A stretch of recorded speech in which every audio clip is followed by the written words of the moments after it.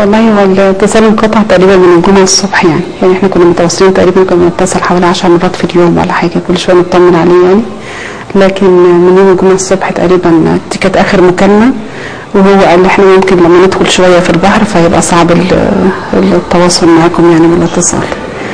فمن ساعتها يعني فقدنا الاتصال بيه او الاطمئنان عليه يعني خالص. لكن الحمد لله كنا بنتابع دايما القنوات والنت وكده، فكنا يعني مطمئنين الى حد ما يعني لغايه لما يعني امبارح الفجر بقى لما حصل الضرب، طبعا ما كناش متوقعين ابدا ان يحصل الهجوم الشديد دوت يعني كان اقصى حاجه الواحد ممكن يتوقعها ان هو يحصل منع يرجعهم تاني يعني باي شكل، لكن ان يحصل الهجوم الشديد دوت وتحصل يعني كانت دي كانت مستبعده الصدمات الكبيره اللي حصلت يعني النهارده ديت يعني.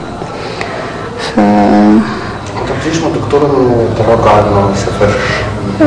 والله احنا يعني لنا رساله احنا بنأديها يعني ان احنا يعني قضيه فلسطين وفك الحصار عن غزه، يعني هو زي ما يقال يعني لو في حيوان محبوس في اي مكان كانت قامت الدنيا كلها وقامت جمعيه حقوق الانسان وحقوق الحيوان تدافع عن هذا الحيوان يعني، ولا ان كان طائر يعني. فما بالنا ب1.5 مليون يعني اهلنا واخواتنا في غزه يعني بقى لهم داخل العام الرابع وهم في هذا الحصار يعني. فيعني اقل حاجه حتى يعني قضيه انسانيه يعني، احنا حتى لما نلاقي يعني معظم المتضامنين عدد كبير فيهم ما هماش مش مسلمين، يعني ناس من مختلف الجنسيات، وفي نصارى وفي قساوسه كانوا موجودين، وزي ما شفنا في الحملات اللي قبل كده برضو كان في يهود كانوا متضامنين معاهم. فيعني ده اقل حاجه ان الواحد يشارك في فك الحصار.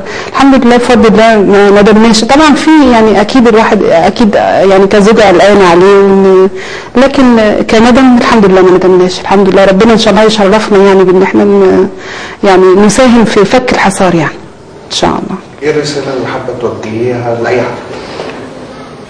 يعني احنا لينا المفروض ان احنا لينا دور في الحياه، المفروض ان الواحد يأديه يعني، كل واحد يدور ايه الدور المناسب ليه ويأديه يعني على قدر المستطاع يعني.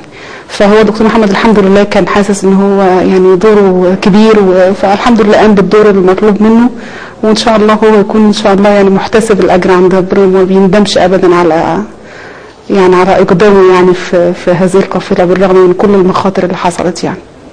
يعني ممكن اتصالات عاديه في الاول لما كان في تركيا نفسها ما كانش فيه اي مشكله خالص في الاتصال، وكان وفي اول يوم وثاني يوم في القافله ما كانش فيه اي مشكله في الاتصال برضه، كانت اتصالات اسريه يعني جو اسري، سؤال عن الاهل، سؤال عن الاحوال، سؤال عن الامتحانات، سؤال عن اخبار الدراسه بشكل طبيعي يعني في جو اسري عادي يعني من غير اي قلق او من غير اي ما فيش اي قلق من اي نوع يعني.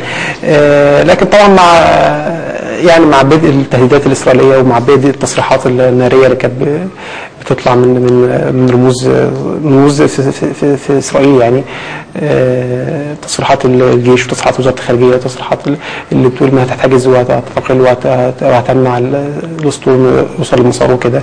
فطبعا كان في جو قلق متزايد يعني باستمرار لغايه لما كان اشد يعني بعد ما حصل النهارده بعد الفجر يعني الاعتداء على السفن والقصف والضرب بالرصاص الحي، فكان في قلق شديد بعدها يعني.